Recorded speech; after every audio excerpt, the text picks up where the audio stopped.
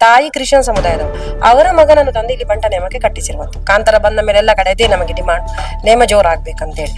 ಪಾಪ ಒಂದು ರಾತ್ರಿಗೆ ಇಷ್ಟು ಹಣ ಸಿಗ್ತದೆ ಅಂತ ಹೇಳುವಾಗ ಹಣದ ಆಸೆಗೂ ಸಹ ಬಂದಿರು. ದೈವವೇ ನಮ್ಮ ಮೇಲೆ ಬಂದಂತ ಆವೇಶದಲ್ಲಿ ಮಾತಾಡುವವರು ಸಹ ತುಂಬಾ ಜನ ಇದ್ದಾರೆ. ಕೆಲವು ಕಡೆ ಪಂಬದರ ಬದಲಿಗೆ ಪರವರನ್ನು ಕಟ್ಟಿಸ್ತಾರೆ, ಬಿಟ್ರೆ ಬೇರೆ ಧರ್ಮ ಜಾತಿಯವರನ್ನು ಕಟ್ಟಿಸೋದಿಲ್ಲ. ಆದ್ರೆ ಈಗ ಅದೆಲ್ಲವೂ ಅತಿರೇಕವಾಗಿ ಹೋಗಿ ಅದು ಯಾವ್ದಾವ್ದೋ ಪದ್ಧತಿಗಳು ಬಂದಿದೆ, ಯಾರು ಭೂತ ಕಟ್ತಾ ಇದ್ದಾರೆ, ಅದು ಬೇರೆ ವಿಷಯ. ಅವನು ಕ್ರಿಶ್ಚಿಯನ್ ಧರ್ಮದಲ್ಲಿ ಸಹ ಇದ್ದಾನೆ, ಹಿಂದೂ ಧರ್ಮದಲ್ಲಿ ಸಹ ಇದ್ದಾನೆ. ನಮಗೆ ಅದರ ಪ್ರಸ್ತುತತೆ ಬರುವುದೇ ಇಲ್ಲ. ನಮಗೆ ಅವನು ಪಂಬದ ಜಾತಿ ಅಲ್ಲ, ಅಷ್ಟು ಮಾತ್ರ ಮುಖ್ಯ. ಇತ್ತೀಚೆಗೆ ಫೆಬ್ರವರಿ 1ನೇ ತಾರೀಕಿನಂದು ಬೋಳೂರಿನ ಜಾರಂದಾಯ ದೈವಸ್ಥಾನದಲ್ಲಿ ನಡೆದಂತ ನೇಮೋತ್ಸವ, ಅದು ಮುಖ್ಯವಾಗಿ ಪಂಬದ ಸಮುದಾಯದವರು ಅದನ್ನು ಕಟ್ಟಿಕೊಂಡು ಬಂದಿರುವಂತದ್ದು ಹಲವಾರು ವರ್ಷಗಳಿಂದ. ಈ ಬಾರಿ ಆಡಳಿತ ಕಮಿಟಿಯವರು ನರ್ತಕನನ್ನು ಬದಲಾಯಿಸಿ ಕಾಸರಗೋಡಿನ ಬಾಯಾರ್ನ ಊರಿನ ಒಂದು ಪಂಬದನ ಗಣೇಶ ಚಿಪ್ಪಾರು ಅಂತ ಹೇಳಿ ಅವನ ಹೆಸರು. ಸೊ ಅವನನ್ನು ತಂದೆ ಇಲ್ಲಿ ನೇಮ ಕಟ್ಟಿಸಿದ್ದಾರೆ. ಅವನಿಗೆ ಜವಾಬ್ದಾರಿ ಕೊಟ್ಟಿದ್ದಾರೆ. ಅವನು ಮತ್ತೆ ಅವನ ಅಕ್ಕನ ಮಗ ಸೂರಜ್ ಅನ್ನೋರು ಇದರ ಜವಾಬ್ದಾರಿಯನ್ನು ತಗೊಂಡಿದ್ದಾರೆ. ಆ ಬಂಟ ನೇಮಕ್ಕೆ ಒಂದು ತಂದೆ ನಮ್ಮದೇ ಸಮುದಾಯ ಗಣೇಶ್ ಅಂತ ಹೇಳಿ, ತಾಯಿ ಕ್ರಿಶ್ಚಿಯನ್ ಸಮುದಾಯದವರು, ಅವರ ಮಗನನ್ನು ತಂದು ಇಲ್ಲಿ ಬಂಟ ನೇಮಕ್ಕೆ ಕಟ್ಟಿಸಿರುವಂತ. ಆ ಹುಡುಗ ನೇಮ ಕಟ್ಟಿದ್ದಾನೆ, ನೀವು ವಿಡಿಯೋದಲ್ಲಿ ಇದೆ ನೋಡ್ಬಹುದು ಅದು ಹೇಗೆ ಕಟ್ಟಿದ್ದಾನೆ ಅಂತ ಹೇಳಿ. ಅದೇನು ಪ್ರಾರಂಭದಲ್ಲಿ ಕಟ್ಟಿದ್ದು ಅಥವಾ ಇದುವೇ ಪ್ರಥಮ ಅಂತ ನಾವು ಹೇಳಿಕ್ ಆಗಲ್ಲ. ಯಾಕಂತ ಹೇಳಿದ್ರೆ ಅವನು ಮಾಡಿದಂತ ಕೆಲವೊಂದು ಅಲ್ಲಿ ನರ್ತನ ಸೇವೆ ಕೆಲವೊಂದು ತುಣುಕುಗಳೇನುಂಟು ಅದು ನಮಗೆ ಮೊದಲ ಸಲ ಕಟ್ಟಿದ್ದು ಅಂತ ಹೇಳಿ ಅದು ಅಭಿಪ್ರಾಯ ಪಡ್ಲಿಕ್ಕೆ ಆಗುದಿಲ್ಲ.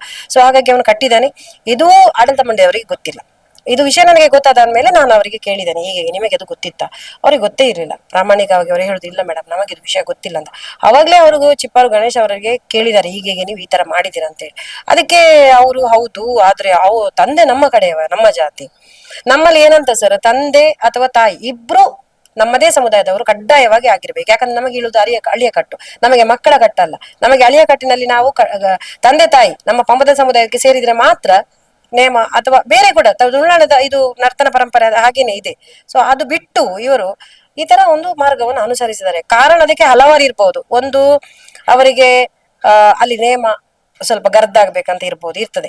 ಕೆಲವರು ಡಿಮಾಂಡ್ ಮಾಡ್ತಾರೆ, ನಮಗೆ ನೇಮ ಜೋರಾಗ್ಬೇಕು ಅಂತ ಹೇಳಿ. ಈಗ ಕಾಂತಾರ ಬಂದ ಮೇಲೆ ಎಲ್ಲ ಕಡೆ ಅದೇ ನಮಗೆ ಡಿಮಾಂಡ್, ನೇಮ ಜೋರಾಗ್ಬೇಕಂತ ಹೇಳಿ.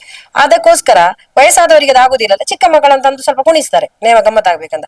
ಆ ಕಾರಣಕ್ಕೆ ಕಟ್ಟಿಸಿರ್ಬೋದು. ಆ ಹುಡುಗ ಪಾಪ ಒಂದು ರಾತ್ರಿಗೆ ಇಷ್ಟು ಹಣ ಸಿಗ್ತದೆ ಅಂತ ಹೇಳುವಾಗ ಹಣದ ಆಸೆಗೂ ಸಹ ಬಂದಿರು. ಆದ್ರೆ ಒಟ್ಟಲ್ಲಿ ಕಟ್ಟುಕಟ್ಟಲ್ಲಿ ಏನುಂಟು ಅದು ಮೀರಿದೆ.